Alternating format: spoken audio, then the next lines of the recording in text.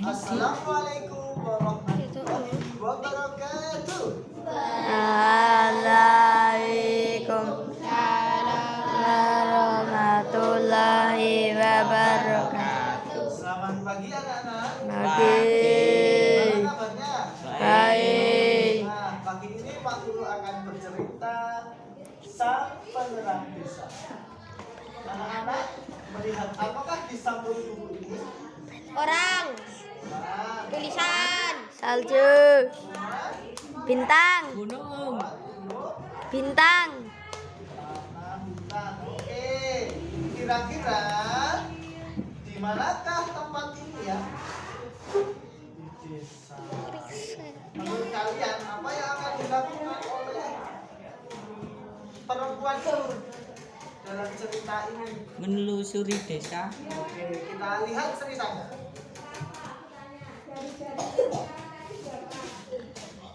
Buku ini ditulis oleh Sophie Dewayani dan diilustrasi oleh Fania Rizky.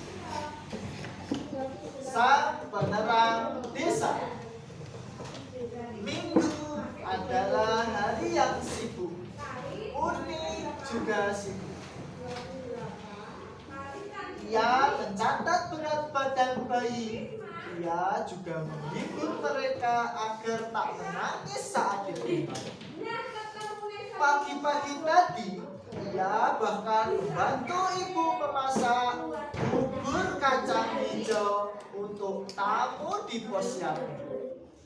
Posyandu di teras rumah Uni buka setiap hari Minggu. Di antara semua staf posyandu yang paling bersemangat tentu saja Uni.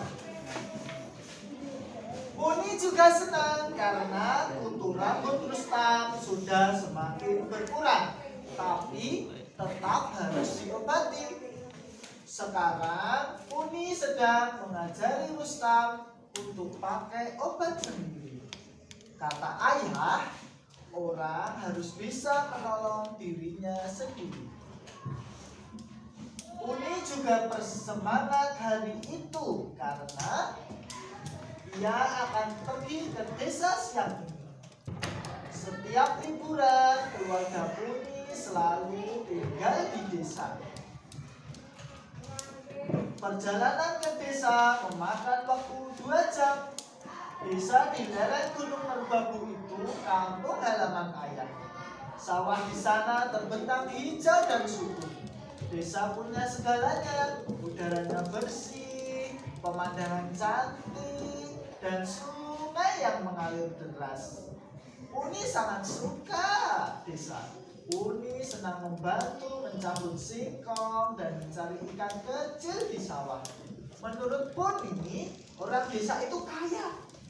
Paman Uni misalnya, jarang sekali paman membeli sayuran di pasar. Ia tinggal memetik di halaman rumah. Mudah sekali.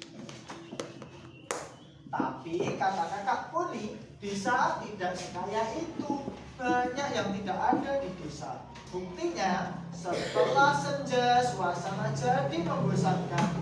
Desa berubah menjadi gelap, tidak ada listrik di sana. Kira-kira apakah benar kalau malam desa itu membosankan? Ya. Kita lihat cerita selanjutnya. Akan tetapi kata Uni, banyak hal yang bisa dinikmati dalam gelap. Jangkrik mengering, lolongan anjing terdengar sangat nyaring, kodok menyanyi dengan padu. Lalu suara sungai itu, suara arus sungai terdengar sangat keras. Desa itu kaya dengan suara juga. Kakaknya tertawa. Kalau desa sekaya itu, orang-orang desa tidak akan sekolah di kota. Mereka akan kembali ke desa dan tinggal di desa. Benar juga. Sepupu Uni dan anak-anak muda lain sudah pindah ke kota. Uni untuk bersekolah. Uni kelak tahu desa di Indonesia menghasilkan banyak hal yang membuat orang-orang di negara lain kaya. Salah satu contohnya adalah kayu manis yang dijual ke negara lain. Padahal kalau kayu manis itu diolah dulu, harganya akan menjadi lebih mahal dan orang-orang desa akan menjadi lebih sejahtera.